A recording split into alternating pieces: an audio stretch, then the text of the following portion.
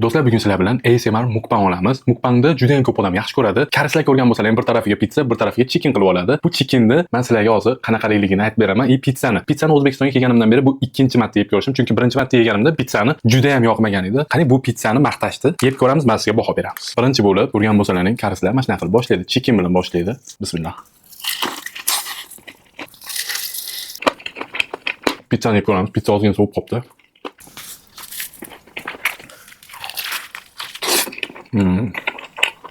Tuzli.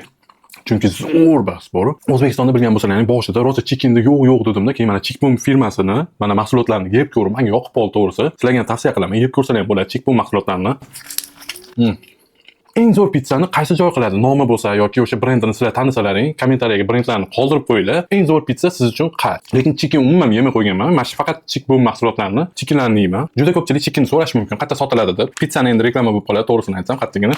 Chickenimiz juda ham ko'p hozir magazinlarda sotuvda bor. Sizlar ham olib pishirib yeb ko'ringlar, men sizga baho beringlar. Haqiqatda sizlarga ham yoqadi. Chunki men o'rtacha narsani hech qachon sizlarga tavsiya qilmayman. Endi oyoqchalarni yana bitta yeymiz.